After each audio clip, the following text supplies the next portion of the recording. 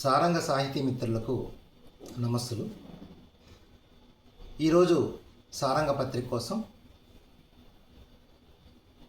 ఆచార్య చల్లపల్లి స్వరూపరాణి గారిని ఇంటర్వ్యూ చేయడం కోసం నేను తంగిరాల సోని ప్రముఖ కవి మీ అందరి కోసం ఉన్నాం. ఆచార్య చల్లపల్లి స్వరూపరాణి గారి కొత్త పుస్తకం, కొత్త కవిత్వం అల్లిక రేపు 15వ తేదీన ఆవిష్కరణ కాబోతుంది. ఆ సందర్భంగా స్వరూపరాణి గారి జీవితం, సాహిత్యం, అధ్యయనం, కవిత్వం ఇలాంటి అనేక అంశాల మీద ఒక ముఖాముఖిగా కొన్ని ప్రశ్నలను, సమాధానాలను తెలుసుకుందాం. చల్లపల్లి స్వరూపరాణి గారు సెంట్రల్ యూనివర్సిటీలో స్నాతకోత్తర విద్యను పూర్తి చేశాక పొట్టి శ్రీరాములు విశ్వవిద్యాలయంలో చరిత్ర, ఆర్కియాలజీ, సామాజిక శాస్త్రాల్లో విద్యను అభ్యసించారు. తర్వాత ప్రస్తుతం ఆచార్య నాగార్జున విశ్వవిద్యాలయంలో బుద్ధిస్ట్ స్టడీస్కి చైర్మన్గా వ్యవహరిస్తున్నారు. వీరు అనేక పుస్తకాలని రాశారు. మరుగున పడిన మనుషుల జీవితాలని వినుగురులు అనే పేరుతోటి ఒక రకంగా గొప్పగా నమోదు చేస్తున్నారు. అలానే స్టాలిన్గ్రాడ్లో దళిత పులులు అనే పేరుతోటి దళిత కమ్యూనిస్టుల గురించిన గొప్ప చరిత్రని నమోదు చేశారు. వారు రాసిన మంకెన పువ్వు, వేకువు పిట్ట, బ్రూయిస్డ్ బట్ నాట్ బ్రోకెన్ అనే కవితా సంపుటలు అనేక మంది ప్రశంసలకు, వారి ఆలోచనలు రేకెత్తించడానికి కారణమయ్యాయి. వీరి పుస్తకాలు అనేక విశ్వవిద్యాలయాల్లో పాఠ్య ప్రణాళికల్లో భాగంగా ఉన్నాయి.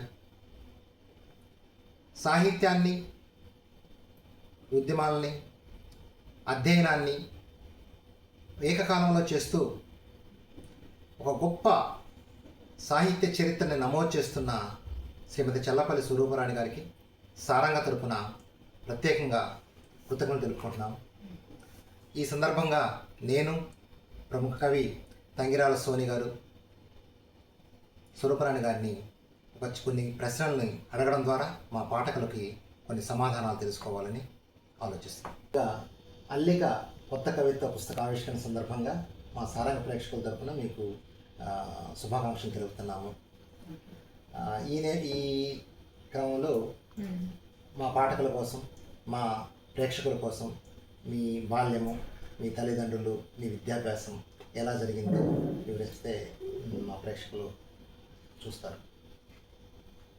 Thank you. సారంగకి ముఖ్యంగా ధన్యవాదాలు. అల్లిక పుస్తకం వస్తున్న సందర్భంగా మీతో, ఇది పుస్తకం, ఈ సందర్భంగా మీతో చర్చించడం, నా అనుభవాలను పంచుకోవడం చాలా సంతోషంగా ఉంది. నేను నా కవిత్వానికి ముఖ్యంగా జీవితమే ముడిసరు. ఎక్కువగా ఈ అంశాల మీద రాసేవాళ్ళు స్త్రీలు కావచ్చు, సామాజిక అంశాల మీద రాసేవాళ్ళు కావచ్చు, ఎవరైనా కూడా వారికి జీవితం నుంచే అన్ని వస్తువులు సమకూరుతాయని చెప్పేసి నేను నమ్ముతాను.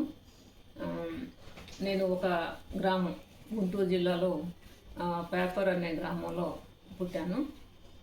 మా తల్లిదండ్రులు వ్యవసాయం చేస్తారు. మేము కూడా చిన్నప్పటి నుంచి కూడా వారితో పాటు అన్ని పనులు చేయటం అలవాటు. ఆ క్రమంలోనే చదువుకునే క్రమంలో ఎన్నో ఒడిదుడుకులు, ఎన్నో ఇబ్బందులు, సామాజిక వివక్ష అన్నీ ఎదుర్కొని యూనివర్సిటీ స్థాయికి వచ్చి, ఆ తర్వాత యూనివర్సిటీలో టీచింగ్ పొజిషన్లో రావడం, ఇప్పటి వరకు ప్రొఫెసర్గా, ప్రిన్సిపల్గా, అలాగే హెడ్ ఆఫ్ ద డిపార్ట్మెంట్గా, డీన్గా రకరకాల పదవులు చేపట్టినప్పుడు కూడా దాని వెనుక ఏదో ఎప్పుడు కూడా ఒక సమస్య, వివక్షని ఎదుర్కొంటూనే నిలదొక్కుని జీవితంలో దాన్ని కవిత్వంగా, వ్యాసంగా, రకరకాల సాహిత్య ప్రక్రియల్లో వాటిని వ్యక్తం చేసేటువంటి పరిస్థితి ఉంది. కాబట్టి నాకైతే, నా వరకు అయితే జీవితమే ముడిసరుకు. విలేజ్ నుంచి, గ్రామంలో స్కూల్ ఎడ్యుకేషన్ దగ్గర నుంచి కాలేజీ వచ్చేసి నేను గుంటూరు ఉమెన్స్ కాలేజ్లో చదివాను. ఆ తర్వాత నాగార్జున యూనివర్సిటీ, సెంట్రల్ యూనివర్సిటీ, వీటిల్లో నా అనుభవాలు అన్నీ కూడా పరోక్షంగా, ప్రత్యక్షంగా కాకపోవచ్చు కానీ పరోక్షంగా నా కవిత్వంలో, అలాగే నేను రాసే ప్రతి సాహిత్య రూపంలో కూడా తెలియకుండానే రిఫ్లెక్ట్ అవుతూ ఉంటాయి. అలాగే అల్లిక కూడా ఆ క్రమంలో వచ్చింది అని చెప్పేసి చెప్పవచ్చు. ఇప్పుడు సెంట్రల్ యూనివర్సిటీ హైదరాబాద్ అనేది అనేకమైనటువంటి రకాల ఆలోచనలకు ఒక వేదిక ఇటీవల కాలం వరకు కూడా. ఈ నేపథ్యంలో అక్కడ నుంచి అనేకమైనటువంటి సాహిత్య ఉద్యమాలకు కారణమైనటువంటి అనేక ఆలోచనలకు అది పాదు. ఉదాహరణకి దళిత మేనిఫెస్టో రావడం కానీ, లేకపోతే సుందర్ రాజు మా ఆదిగ రిజర్వేషన్ మాది సాహిత్యవేత్తగా స్టార్ట్ చేయడం కానీ, ఇలాన్నిటికీ ఒక వేదిక అది. అటువంటి సెంట్రల్ యూనివర్సిటీ మీ సాహిత్యానికి లేదా మీ సైద్ధాంతిక భావజాలానికి అందించిన చూపు, అంటే అందించిన ఒక క్రమం ఎలాంటిదో చెప్తే బాగుంటుంది. అలాగే సెంట్రల్ యూనివర్సిటీలో మంచి సాహిత్య వాతావరణం ఉంది. అలాగే సైద్ధాంతికంగా కూడా ఒక రూపం తీసుకోవడానికి, ఒక క్లారిటీ రావడానికి అక్కడ ఉండేటువంటి స్టూడెంట్ పాలిటిక్స్, స్టూడెంట్ యూనియన్స్, లేకపోతే అక్కడ ఉండేటువంటి ఒక ఇంటలెక్చువల్ అట్మాస్ఫియర్ దోహదం చేసింది ఖచ్చితంగా. అక్కడ ఉండేటువంటి దళిత విద్యార్థులు నిత్యం ఎంతో వివక్షను ఎదుర్కొంటుంటారు. ఆ వివక్షను ఎదుర్కొనే క్రమంలో ఎన్నో యాజిటేషన్స్, తర్వాత ఆర్గనైజేషన్స్, అంబేద్కర్ స్టూడెంట్స్ అసోసియేషన్, తర్వాత విస్ఫోటన, ఆ తర్వాత దళిత స్టూడెంట్స్ అసోసియేషన్, యూనియన్ ఇలా వచ్చాయి. ఈ క్రమంలో గుండెడప్పు అనే ఒక కవితా సంపుటిని స్టూడెంట్స్ మేమంతా విద్యార్థులుగా ఉన్నప్పుడు మేము రాసిన కవితలతో 95లో ఒక సంపుటి తీసుకొచ్చాము, గుండెడప్పు పేరుతోటి. దానిలో అందరం కూడా కొత్తగా రాసేవాళ్ళే. నావి 2 కవితలు వచ్చే దాంట్లో మంకెన పువ్వు, మట్టి చేతులు. మంకెన పువ్వు ఈ సంపుటి వచ్చే సంకలనం వచ్చే జస్ట్ ముందే ఆంధ్రభూమిలో వచ్చింది. ఆ తర్వాత సెప్టెంబర్లో అనుకుంటా ఈ సంకలనం వచ్చింది. మిగతా వాళ్ళందరూ కూడా ఫస్ట్ టైము రాసిన వాళ్ళు దాదాపు. దాని మీద మంచి రెస్పాన్స్ వచ్చింది, గుండెడప్పు అనేది రావడం ఒకటి. తర్వాత అన్నీ మీరు అన్నట్టు రకరకాల ఆలోచనలు, రకరకాల ఐడియాస్ అక్కడ ఇచ్చుకోవడానికి సెంట్రల్ యూనివర్సిటీ వాతావరణం దోహదం చేసింది. ఈ క్రమంలో నేను కూడా రచయితగా ఎమర్జ్ అవ్వడమే కాకుండా నాకు ఒక సైద్ధాంతికమైనటువంటి చూపు, ఒక దృక్పథాన్ని ఆ యూనివర్సిటీ వాతావరణం ఇచ్చింది. మీరు మీ సాహిత్యాన్ని, మీ కవిత్వాన్ని లేదా మీ వ్యాసంగాన్ని మేము పరిశీలిస్తుంటే, లేదా మేము చదువుతుంటే మాకేమనిపించిందంటే దళితవాదం ధోరణితో పాటు స్త్రీవాద ధోరణులు ఉన్నాయి. అందున దళిత ఫెమినిస్టిక్ వ్యూ థాట్ మీ రచనల్లో ఎక్కువ ప్రతిఫలిస్తుందని మాకు అనిపిస్తుంది. మీ అభిప్రాయం ఏంటి దీని పట్ల? అవును, అది సహజమే. నేను దళిత కమ్యూనిటీలో పుట్టడమే కాకుండా దళిత అనుభవాలు కూడా నాకు ఉన్నాయి. ఫస్ట్ జనరేషన్ ఎడ్యుకేటెడ్గా డైరెక్ట్గా కుల వివక్షని, అలాగే ఈ జెండర్ వివక్షని, పితృస్వామిక అణచివేతని రెండింటినీ కూడా ఎదుర్కొన్నాను. అయితే ముందు దళిత సాహిత్యం వచ్చిన రోజుల్లో దళిత పురుషులే కనిపించేవాళ్ళు దాంట్లో. అలాగే స్త్రీవాద సాహిత్యం వచ్చే రోజుల్లో స్త్రీవాదుల్లో ఆధిపత్య కులాల వాళ్ళు, పెత్తందారి కులాల స్త్రీలే కవయిత్రులుగా, రచయిత్రులుగా ఉండేవాళ్ళు. ఈ 2 ధోరణుల్లో దళిత స్త్రీ మిస్ అయింది. అది నేను గమనించాను. తర్వాత నేను రాయాలి ఆ అంశం మీద. దళిత స్త్రీ అనుభవాలు సాహిత్యంలో పెద్దగా రిఫ్లెక్ట్ అవ్వలేదు. రాసినా కూడా ఇతరులు రాశారు.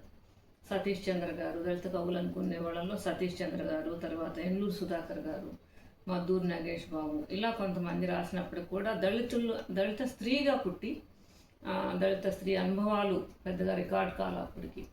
అందువల్ల అవి రాయాలని చెప్పేసి నేను గట్టిగా భావించడం జరిగింది. ఆ క్రమంలోనే మంకెన పువ్వు వచ్చింది. అయితే బహుశా మంకెన పువ్వుకి కొనసాగింపుగా మీ దళిత ఫెమినిజాన్ని మరింత ముందుకు తీసుకునే ఒక క్రమము ఇటీవల వచ్చిన మీ చారిత్రక వ్యాసాలు మినుగురుల్లో అది అత్యుత్తమ రీతిలో ప్రతిఫలించిందని అనుకుంటున్నాము. మినుగురుల గురించి మీ ఆలోచనలు? అంటే దళిత స్త్రీవాదం అని చెప్పేసి పర్టికులర్గా నేనేం అనుకోలేదు, కానీ అది అనుకోకుండా జరిగింది. అది ఏంటంటే నేను తీసుకున్న స్త్రీలందరూ కూడా అణగారిన కులాల వాళ్ళే. వీళ్ళల్లో ఎస్సీ, ఎస్టీ, బీసీ మైనారిటీస్ అందరూ ఉన్నారు.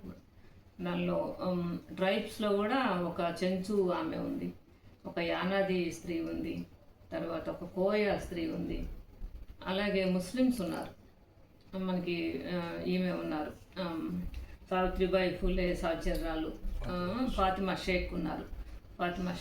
తర్వాత బహుజన అనుకున్న వాళ్ళలో బీసీ మహిళలు ఉన్నారు, హేతువాద లక్ష్మి గారు కావచ్చు, మరొకరు కావచ్చు. ఇలా అనుకోకుండా జరిగింది అది. అందరు కూడా అణగారిన కులాల స్త్రీలే ఉన్నారు దీంట్లో. ఒక ఆమె అయితే సంచార జాతి స్త్రీ ఉన్నారు, సావిత్రిబాయి రోడే అని చెప్పి సంచార జాతి స్త్రీ కూడా దీనిలో భాగమయ్యారు. అలా దళిత స్త్రీవాదాన్ని అనుకోకపోయినా కూడా అంటే ఏ వాదమైనా, స్త్రీవాదం, స్త్రీ స్పృహ కావచ్చు, జెండర్ స్పృహ కావచ్చు, తర్వాత కుల నిర్మూలన స్పృహ కావచ్చు, ఇవన్నీ కూడా సిద్ధాంతాలతో పని లేకుండా ఆ స్త్రీలు వారు ఉన్నటువంటి జీవితం నుంచి, ఆ జీవితంలో ఉండే ఘర్షణ నుంచి వాళ్ళు ఎలా ఒక పోరాట యోధులుగా తయారయ్యారనేది సహజంగా వచ్చింది. అది వాళ్ళ జీవితాన్ని మనం తవ్వినప్పుడు చూసినప్పుడు ఈవిడ దగ్గర నుంచి, నంగేళి అమ్మ దగ్గర నుంచి, నంగేళి అమ్మ 1903లో జరిగింది ఆ సంఘటన. అక్కడ నుంచి 1803లో జరిగింది. అక్కడ నుంచి ఇటీవల కోయ జాతికి సంబంధించిన మహిళ సీతక్క రాజకీయాల్లో తెలంగాణ స్టేట్లో ప్రముఖంగా ఉన్నాము. అక్కడ వరకు నేను స్పాన్ తీసుకున్నాను, 200 years ఆఫ్ టైము. దీనిలో జల్కారీ బాయి వచ్చారు, అందరూ వచ్చారు, ఈశ్వరీ బాయి వచ్చారు. తర్వాత అనేక సంఘర్షణ, చాలా ఒక ఘర్షణాత్మకమైన జీవితం నుంచి వారు ఎలా పోరాట యోధులుగా బయటకు వచ్చారు, అయితే వారు ఎలా చరిత్రలో విస్మరణకు గురయ్యారు అనేది కూడా నేను డిస్కస్ చేశాను దాంట్లో. అది అనుకుని చేసిన దళిత స్త్రీవాదం కాదు, ఇది బహుజన స్త్రీవాదం ఒక రకంగా చెప్పాలి. మీరు అనుకుని చేయకపోయినా బహుశా మీలో ఉన్నటువంటి దళిత దృక్పథమే ఇటువంటి వాటిని వెలికి తీయటానికి మీకు మొదట జరిగింది పుల్లగూర దేనమ్మ గారి విషయంలో. అది అనుకోకుండానే వాళ్ళ కాలేజీకి నేను వెళ్ళడం, వాళ్ళు నిర్వహించే కాలేజీకి వెళ్ళినప్పుడు అక్కడ ఒక స్త్రీ విగ్రహం ఉంది బయట, కాలేజీ ముందు ఉంది. ప్రోగ్రామ్ స్టార్ట్ చేసే ముందు ఆమెకి బస్ట్ సైజ్ విగ్రహం, దానికి దండ వేసి ప్రోగ్రామ్ స్టార్ట్ చేస్తే ఎవరు ఈవిడ ఎక్కడ చూసినట్లేదని చెప్పేసి నేను అడిగితే ఈ కాలేజీ యాజమాన్యం ఉంది, ఓనర్ మేనేజ్మెంట్ ఉంటుంది కదా, ఆయన వాళ్ళ నాయనమ్మ గారు ఈవిడ అని చెప్పారు. ఆయన వచ్చేసి పుల్లగూర రంజన్ బాబు గారు, కార్డ్స్ సంస్థ, గుంటూరులో అనమాట. అప్పుడు నేను తర్వాత మళ్ళీ వెళ్ళి ఆ ఫ్యామిలీతో డిస్కస్ చేసి ఆమె గురించి కనుక్కుంటే చాలా ఆశ్చర్యకరమైన విషయాలు బయటకు వచ్చినాయి. 100% హ్యాండిక్యాప్, ఆమె ఫిజికల్లీ ఛాలెంజ్డ్. అలాగుండి ఆ రోజుల్లో 19th century చివరి రోజుల్లో ఆమె చదువుకుని స్కూల్స్ ఎస్టాబ్లిష్ చేసి పెద్ద ఫైట్, అది చాలా ఇన్స్పైరింగ్ అనిపించింది. ఆ వ్యాసాన్ని రాసినప్పుడు చాలా మంచి స్పందన వచ్చింది పత్రికల చదువు పాఠకుల నుంచి. దాంతో అలాంటి వాళ్ళు ఇంకా ఉండుంటారని చెప్పేసి ఇది మొదలుపెట్టాను, ఆ ప్రోబింగ్ మొదలుపెట్టాము. అలా జొన్నలగడ్డ జయభాగ్యమ్మ గొట్టిపాడు, తర్వాత జ్యోతిలింగమ్మ గారు కూడా 19th century ఆమె, దాదాపు సావిత్రిబాయి ఫూలే సమకాలీకురాలు. ఆమె వైద్యం నేర్చుకుని ఒక పక్క కులపరమైనటువంటి వివక్ష సమాజంలో ఉన్నప్పుడు ఒక దళితురాలుగా ఆమె వైద్యం చేయడంలో ఎదుర్కొన్న సమస్యలు ఇటువంటివి. అలాగే కత్తి చెల్లమ్మ చాలా చాలా ముఖ్యమైన క్యారెక్టరు దీంట్లో. మనకు వచ్చిన వాళ్ళలో జీవితం, అది క్యారెక్టర్ కూడా అనకూడదు. యానాది జాతికి చెందినటువంటి స్త్రీ ఆమె. 1935లోనే క్రిమినల్ ట్రైబ్స్ చట్టాన్ని రద్దు చేయాల్సిందిగా ఆమె మద్రాస్ ప్రెసిడెన్సీలో కోర్టుకు వెళ్ళారు. ఇలా వెళ్ళారు. అలాగే యానాది కులస్తులని, యానాది జాతి ప్రజల్ని చైతన్యవంతం చేశారు. 35లో యానాది గర్జన అని చెప్పేసి నెల్లూరులో ఒక పెద్ద మహాసభను ఏర్పాటు చేసింది ఆమె. ఇదంతా కూడా నిజానికి ఈరోజు కూడా ఒక యానాది పురుషుడు బయటకు వచ్చి గట్టిగా మాట్లాడు, నీ దేవుడు అంటే కూడా చెప్పడు, అది మనకి తెలుసు. అటువంటి పరిస్థితిలో ఆమె 1930s అంత పెద్ద పోరాటం చేసి ఒక స్త్రీగా సరిగ్గా బట్ట కూడా లేని పరిస్థితిలో, ఒంటి మీద బట్ట కట్టుకునే వ్యవహారం కూడా లేని స్త్రీలు వాళ్ళు, ఆమె కోర్టుకి వెళ్ళింది. కోర్టుకి అనేక పర్యాయాలు 35 నుంచి 40 వరకు వెళ్ళి ఆ చట్టం రద్దయ్యే వరకు పోరాటం చేశారు. ఇలా వచ్చారు అనుకోకుండా ఒక్కొక్కళ్ళు తెలిసారు. రాసా అట్లా చెంచు మహిళ కూడా ఒక ఆమె, జెండాలమ్మ అని చెప్పేసి నల్లమల. సారంగ ప్రేక్షకుల కోసం మీ అల్లిక పుస్తకావిష్కరణకు ముందే మా ప్రేక్షకుల కోసం ఆ పుస్తకాన్ని ఒకసారి ప్రదర్శించాలని కోరుకుంటున్నాం. సరే.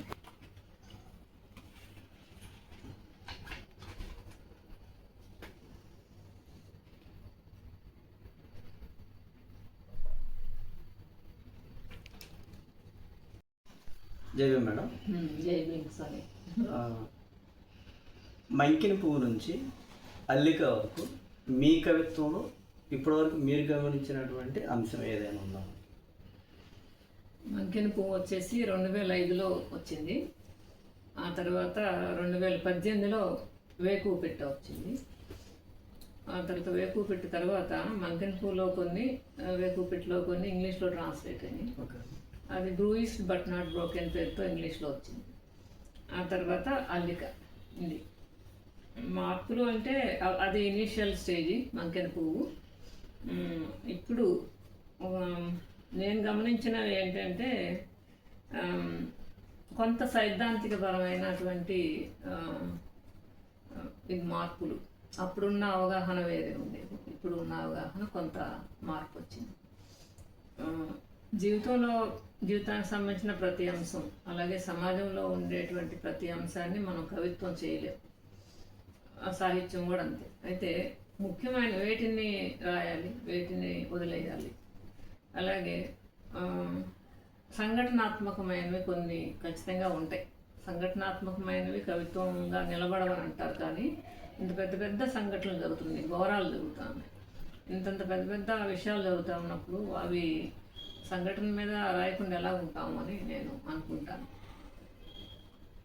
దాన్ని తాత్విక ఫిలసఫైజ్ చేయటం, తాత్వికంగా రాయటం, తర్వాత కొంత జనరలైజ్ చేయటం అంటే ఈ పరంగానే కానీ జనరలైజ్ చేయటం కూడా కొంత అవసరం అనుకుంటాను. ఇది పరిణామక్రమం అంటే అవగాహనలో కొంత మార్పు రావడం పరిణామక్రమం. అలాగే రూపము, అభివ్యక్తి వీటిల్లో కూడా ఆటోమేటిక్గా మారుతుంది. అంటే మన అవగాహనలో మార్పు వచ్చినప్పుడు వస్తువులు కూడా కొన్నిటిని వదిలేస్తాము, కొన్నిటిని అంతకుముందు తీసుకొని వాటిని కూడా మళ్ళీ తీసుకుంటాం. ఇలా వస్తువే ఆ భాషని, ఆ అభివ్యక్తిని నిర్ణయిస్తుందని చెప్పి నేను అనుకుంటాను. వస్తువే హీరో. స్టాలిన్ గ్రామంలో దళిత కమ్యూనిస్టుల గురించి మీరు రాశారు మేడం. దాని అసలు నేపథ్యం ఎలా రాయాలనిపించింది మనకి దళిత కమ్యూనిస్టుల గురించి? దళిత కమ్యూనిస్టుల గురించి నాకు డానియల్ గారు అని చెప్పేసి, కాబోతు డానియల్ గారు అని చెప్పేసి ఒక మాస్టర్ తెలుసు, టీచర్. ఆయన దావులూరు అనే గ్రామానికి చెందినటువంటి ఆయన, గుంటూరు జిల్లా.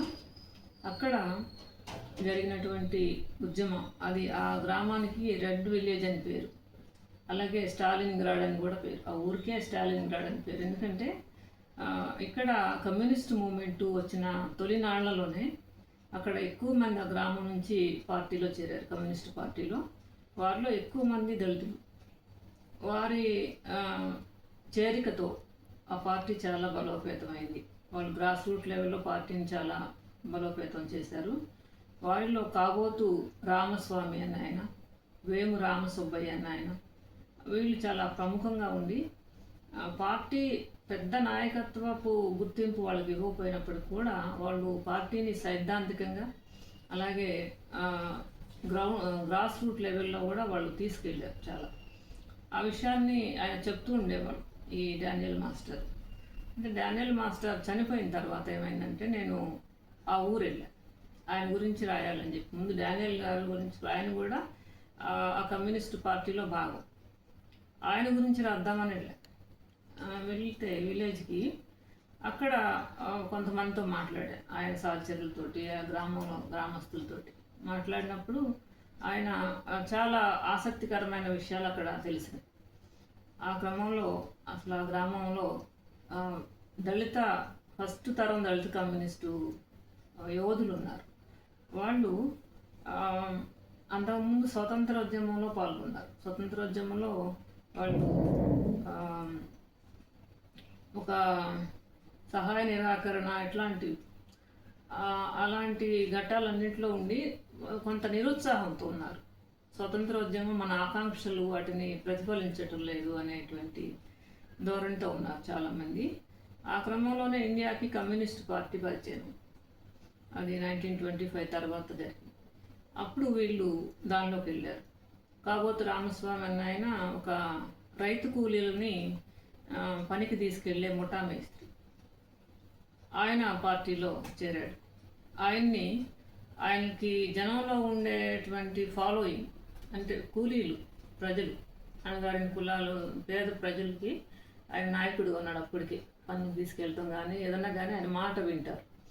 అది చూసి కమ్యూనిస్టు పార్టీ ఆయన్ని రాష్ట్ర వ్యవసాయ కార్మిక సంఘానికి అధ్యక్షుడిగా పెట్టారు, ఎన్నుకున్నారు. ఆయన గ్రామం తిరిగి పనిచేయడం, తర్వాత తెలియకుండానే పార్టీ ఆ లైన్ ఇచ్చినా ఇవ్వకపోయినా కూడా దళితుల సమస్యల మీద పనిచేయడం, కూలీ రేట్ల గురించి, తర్వాత భూమి కోసం, వాళ్ళకి భూమి రావడం కోసం పనిచేశాడు. అలాగే చెరువుల్లో నీళ్లు ముంచుకోలేకపోతే అంటరాంతనం కారణంగా, కులం కారణంగా దాని మీద కూడా ఫైట్ చేశాడు. ఇలా చాలా ఇన్స్పైరింగ్గా అనిపించే విషయాలు డానియల్ మాస్టర్ కాంటెక్స్ట్లో వచ్చింది. అలా దాన్ని ప్రోత్ చేసి మళ్ళీ ఆ పుస్తకం రాయడం జరిగింది.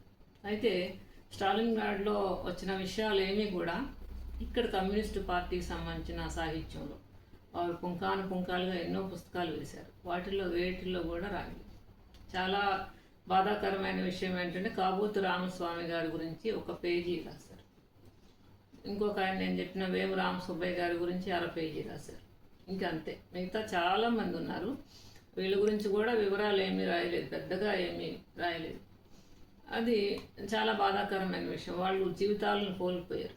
మూమెంట్ కోసం సమస్తం త్యాగం చేశారు. వేమరామ సుబ్బయ్య గారికి అయితే కాస్త పొలం ఉంటే ఆ పొలం కూడా పార్టీకి రాసేసి పిల్లలకి, కుటుంబానికి తినడానికి తిండి లేకుండా మిగిలేదు. కాబోతు రామస్వామి పరిస్థితి అదే. ఆయన కుటుంబం ఎటో చెల్లా చెదిరైపోయింది. అయితే కమ్యూనిస్ట్ నాయకులుగా చెప్పుకునేటువంటి వాళ్ళు ఇక్కడ, వాళ్ళ పిల్లలు వాళ్ళంతా కూడా కార్పొరేట్ రంగాన్ని పరిపాలిస్తున్నారు ఇక్కడ. మరి ఈ దళిత అణగారిన కులాలకు సంబంధించి వాళ్ళ పార్టీల్లో చేరి ఎన్నో త్యాగాలు చేసిన వాళ్ళు కనీసము గుర్తింపుకు నోచుకోవాలి. ఆ పుస్తకాల్లో పేరుకి వాళ్ళకి ఇంత స్థానం కూడా దక్కని పరిస్థితి. అది చాలా బాధాకరమైంది. కాబట్టి ఖచ్చితంగా వాళ్ళ గురించి మనం రాయాలని చెప్పేసి అనుకోవడం, అట్లా వచ్చింది ఆ పుస్తకం. సారంగ ప్రేక్షకుల కోసం మీ కొత్త కవిత సంపుటి అల్లిక నుంచి ఒక కవిత వినిపించండి. అలా కవిత శీర్షిక అజమాయిషీ లేని ఆకాశం కోసం. నెత్తుటి వాగులు, కన్నీటి ఊటలు, చెమట కాలువల్లో నానిపోయిన దళన కవిత్వం మాకక్కర్లేదు. వెలివాడలు, కారపు చెడులు, రాచకుండూరులు ఇకపై మా కళాలకు వేలాడకూడదు. చీపురు కట్టలు, పేడ తట్టలు, కక్కీసి దొడ్లు, ఉనుకుల డొంకల వర్ణంతో మా పద్యాలు మలిగిపోకూడదు. గొంతులో ఆంక్షల రాళ్ళు అడ్డుపడకుండా మా పాట సాఫీగా సాగిపోవాలి. ఉక్కపోతలు, అడ్డుకట్టలు దాటుకుని అక్షర పావురం హాయిగా ఎగరాలి. రక్తపు మరకలంటని రోజుల పేజీలు కావాలి మాకు. మా పిల్లల కుంచెలు పాళీలు నెత్తుల్లో ముంచనక్కర్లేని రోజొకటి రావాలి. వాళ్ళు ప్రేమ కావ్యాలు అల్లుకోవాలి. ప్రకృతిలోని ప్రతి అందాన్ని సాధికారికంగా అనుభవించాలి. భూగోళం మీద టీవీగా నిలబడి ఆకాశపు కొమ్మ వంచి చుక్కల్ని తుంచుకోవాలి. మా పిల్లలు సమాజపు ఇరుకు సందుల్లో నుంచి బయటకొచ్చి సువిశాల ప్రపంచపు వాకిళ్లు తెరవాలి. మా ఆడపిల్లలు ఈ ప్రపంచం మాదనే ధీమా పొందాలి. వారు కొండ కోణల్లో, వాగు వంకల్లో సింహాల వలె తిరగాలి. మా పిల్లలకు అవధులు లేని స్వేచ్ఛ కావాలి. కళ్ళారా కలలు కనడానికి షరతులు లేని హామీ కావాలి. వారి అక్షరాల నిండా పువ్వులు రాలాలి, నవ్వులు పూయాలి. పంక్తుల మధ్య తేనెలు ఒలకాలి. పిల్లల కళ్ళల్లో కలతలు అంటని కాసిన్ని జ్ఞాపకాల కాంతులు మిగలాలి. అన్నింటికీ మించి మా తలపై అజమాయిషీ లేని ఓ ఆకాశం కావాలి. సారంగ ప్రేక్షకుల కోసం మీ అమూల్యమైన సమయాన్ని వెచ్చించినందుకు, అనేక విషయాల్ని సాహిత్యానికి సంబంధించి, అధ్యయనానికి సంబంధించి మీరు మాతో పంచుకున్నందుకు, అంతేకాకుండా అల్లిక నుంచి మంచి కవిత, సారాంశం తగిన కవిత వినిపించినందుకు మీకు మా కృతజ్ఞతలు. జై భీమ్. జై